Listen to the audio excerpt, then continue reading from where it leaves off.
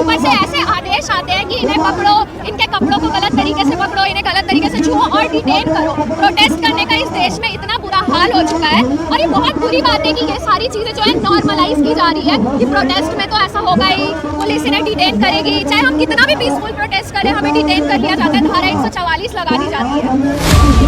ऐसा राम राज्य नहीं चाहिए जिसमें ना बेटी सुरक्षित है, ना कोई किसान सुरक्षित है, ना जवान सुरक्षित है, कोई सुरक्षित है ही नहीं। तो कह रहे हैं कि बेटी को पढ़ा रहे हैं, बेटी को बचा रहे हैं। अरे बेटी पढ़ाने की तो पढ़ा तो रहे हैं, जैसे तैसे करके जैसे भी पढ़ा रहे हैं, लेकिन बेटी बचाओ का नारा दिया, ये नहीं बताया बचानी किससे है, बीजेपी के गुंडों से बचानी है या किस किससे बचानी है, ये नहीं बताया उसने। ये तो अब पता लग रहा है ना। बेटियों का सम्मान किस तरीके से करते हैं आप, उज्ज्वल स्कीम चलाकर और बड़ी बड़ी बातें करते हैं, स्कीम नहीं कपड़े फाड़ के और आज तरीके से चुप्पी करके और आप प्रशासन को कैसे ऑर्डर देते हैं। हम यहाँ पे जो प्रशासन है, जो पुलिस है, जो दिल्ली पुलिस है, जो क्लीन चिट देती है, उस पर हमारा सवाल है। ये कौन सा वो है, आपको पता है ये कौन सम्मान है? सुन रहे मोदी जी जो है प्रधानमंत्री तो देश के वो रहे नहीं, वो बीजेपी के प्रधानमंत्री हैं और भैया चुनाव प्रचारक है, इनके स्टार प्रचारक बने हुए, उन्हें चुनाव में वोट मांगने से फुर्सत नहीं है, इसलिए नहीं सुन रहे वो। ना उनके कानों में सुनाई जा रही है, ना उनकी आँख काम कर रही है, कुछ भी काम नहीं कर रहे हैं उनका। महिलाएं सुरक्षित होती तो आज महिलाओं को यहाँ बैठने की जरूरत ही नहीं है।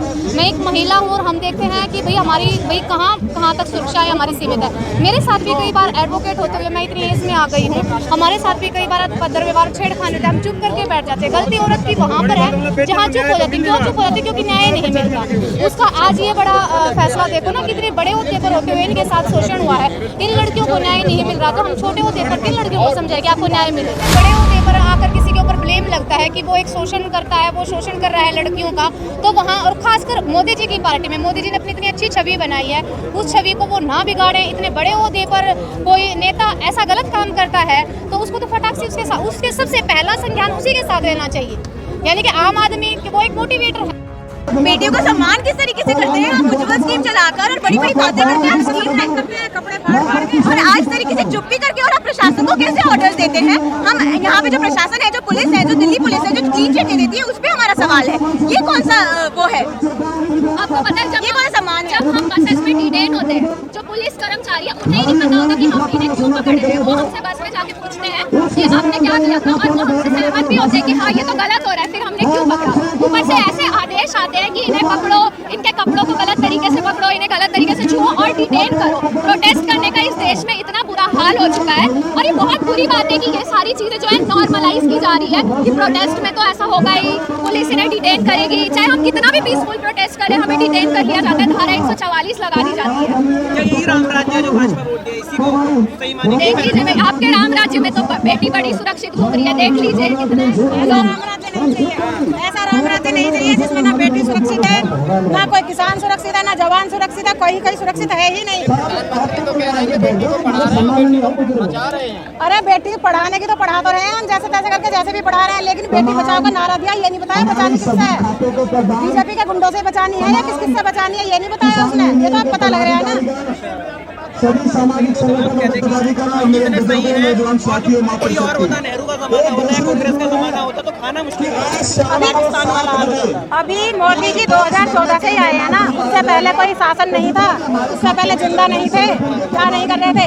मोदी अमर पट्टा लेकर आए हैं, परमानेंट बैठे रहेंगे, कोई दूसरा प्रधानमंत्री आगे नहीं आएगा, देश में चलेगा, क्या काम नहीं होगा। पाकिस्तान वाला हाल होता, आटा भी है, मांगना पड़ता है। वो किसानों की हिम्मत है जो इतना अनाज पैदा करते हैं कि ये निर्यात भी करता है, अपने सिर पे ना पैदा करता, ना दिल्ली की सड़कों पे पैदा कर रहा है। वो किसान की हिम्मत है कि रात दिन मर के भी पैदा करता है और जब निर्यात करता है। मोदी जी क्यों नहीं सुन रहे, किससे डर रहे हैं? मोदी जी क्यों नहीं सुन रहे? मोदी जी जो है प्रधानमंत्री तो देश के वो रहे नहीं, वो बीजेपी के प्रधानमंत्री हैं और भैया चुनाव प्रचारक है, इनके स्टार प्रचारक बने हुए, उन्हें चुनाव में वोट मांगने से फुर्सत नहीं है, इसलिए नहीं सुन रहे वो। ना उनके कानों में सुनाई जा रही है, ना उनकी आँख काम कर रही है, कुछ भी काम नहीं कर रहे हैं उनका। उन्हें किसी का डर है तो प्रधानमंत्री डर कुछ नहीं है, पता है ना, चुनाव प्रचार है, बीजेपी के लिए वोट मांग रहे हैं वो। चुनाव ज्यादा जरूरी है। चुनाव ज्यादा जरूरी है, जनता नहीं है, जनता के तो वो है ही नहीं, बीजेपी के है ना, जो सोचेंगे बीजेपी का सोचेंगे, वो जनता के लिए नहीं सोचेंगे। सोचते सारा हाँ भैया, ऐसा ही इतना सोचे तो बढ़िया है, जैसा हित सोच रहे हैं वैसा। अब पीछे 13 महीने आंदोलन चला था, अब फिर आंदोलन पर लगा खड़े कर दिया, क्यों नहीं सुनाई करता? जैसी आते हैं वैसे ये लोग बैठ जाते हैं, कुछ लोग बैठ जाते हैं। मुद्दा क्यों दिया? जब ये 3 महीने पहले बच्चे बैठ कर चले गए थे, फिर क्यों उनकी जब वो कमेटी बनी थी, कमेटी का क्या रहा? कुछ नहीं हुआ। दोबारा बैठने पर मजबूर किसने किया? इन्होंने किया। उस दिन रात में जो हुआ वो क्यों हुआ? किसके इशारे पर हुआ? उसमें जरूरी नहीं है कि सारे पुलिस वाले ही हो गए वे, क्योंकि उसने एक दिन पहले ही बताया था, जो मैंने वीडियो में ही पढ़ा था, कि मैं कुछ भी कर सकता हूँ। तो उसके गुंडे भी थे, ब्रजभूषण के गुंडे भी थे, और पुलिस मतलब पत्रकार के भी कपड़े फाड़ोगे। महिला आयोग के अध्यक्ष को भी ले गए उठा के। तुम क्या हो भैया? सरकार का नारा है दरमूजी सबसे बड़ा, बेटी बचाओ बेटी पढ़ाओ। आप भी हरियाणा से, मैं भी हरियाणा से। मैं भी पढ़ लिख के बाहर आई हूँ। हरियाणा में मैंने किसी भी पंचायत का, किसी भी खाप पंचायत का आज तक ये फरमान नहीं सुना कि इस बेटी को मार दो। हरियाणा में बेटियों को नहीं मारा जाता। बेटियों की बात है सिर्फ और सिर्फ बचाने की। मोदी जी ने एक नारा दिया है, बेटी बचाओ बेटी पढ़ाओ।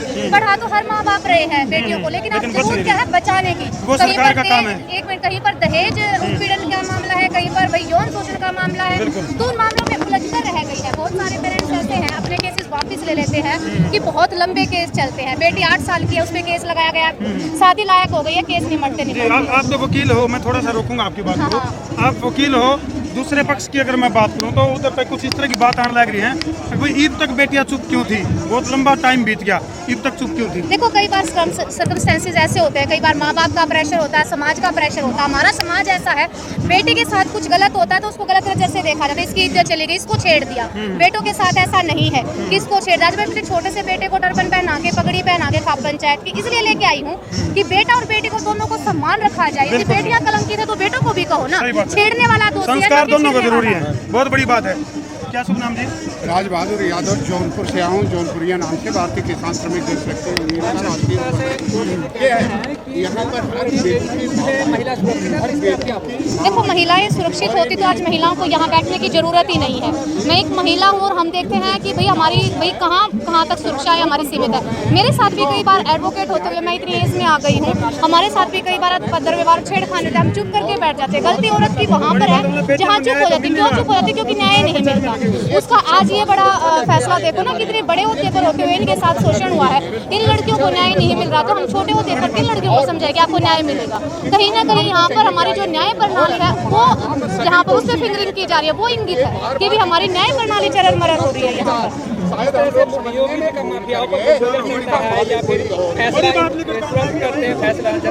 तो विनती है कि मोदी जी को भी सारी पार्टी राजनीति से ऊपर होकर बेटियों के पीछे वो झुकना चाहिए, बेटियों की आवाज़ सुननी चाहिए। राजनीति हमारा कोई ध्येय नहीं, हमारा ध्येय है बेटी बचाओ बेटी पढ़ाओ, उसको आगे लेके जाना चाहिए। एक राजा का बहुत बड़ा राज्य होता है, वहाँ पर एक अलग अलग चीज़ें चलती। राजा का काम होता है सब कुछ संभाल कर चले, वहाँ भी काम करे, यहाँ पर बेटियों की आवाज़ भी सुने। ये तो नहीं कि वो अकेले, नीचे बहुत सारे लोगों को आदेश दे कि भाई यहाँ पर बेटियों के साथ न्याय हो, ब्रजभूषण जी को बोले उनकी गिरफ्तारी हो। इधर उन्हें कोई दोष नहीं किया है तो हमारी न्याय प्रक्रिया बैठी है, वो भाई बाहर आ जाएंगे। दोषी है तो अंदर करो। जब कांग्रेस की सरकार थी तो स्मृति ईरानी बार-बार जैसे देखो, हम किसी सरकार को सपोर्ट नहीं कर रहे हैं सर। मैं सबसे बड़ी बात यही बोल रही हूँ, हमारे लिए ऐसी कांग्रेस है, ऐसी भाजपा है। हमारे लिए दोषी गलत है, जिसने गलत किया वो आदमी गलत है। हर पार्टी में गलत आदमी होते हैं। स्मृति ईरानी बोलती है कि महिलाओं को या बच्ची को कि हमारी बेटी की तरह है, जो आई थी मेडल लेके, और अभी तक। हाँ, वही बात है। अब आज भी उन्हें आना चाहिए, समर्थन में खड़ा हो चाहिए। उनकी गिरफ्तारी हो, FIR दर्ज हो गई है, लेकिन गिरफ्तारी नहीं कर रही। तो फाइनली जैसे मोदी सरकार से आप क्या चाहते हैं? मोदी सरकार से यही चाहते हैं भाई इनकी बात सुने, उनकी गिरफ्तारी हो, और आगे हमारा जो सर्वोच्च न्यायालय है वो बिल्कुल फेयर में होकर फैसला ले, किसी पार्टी को ना देखे, भाई जो गलत है उसको सजा।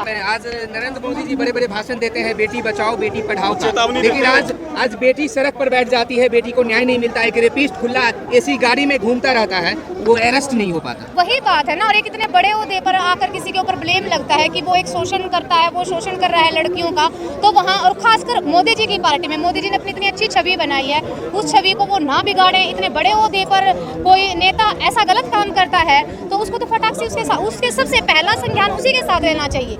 यानी कि आम आदमी वो एक मोटिवेटर है हमारे। भाई इतने बड़े होते पर, जब इतने बड़े होते पर कोई गलत आदमी बैठेगा तो भाई हम किसको क्या कह सकते हैं? 1-2 केस नहीं, 36 धाराओं का मामला है। धाराओं सबसे बड़ी गलती लोगों की है। लोग जब वोटिंग करते तो पार्टी को देख के क्यों करते, आदमी को देख के क्यों नहीं करते?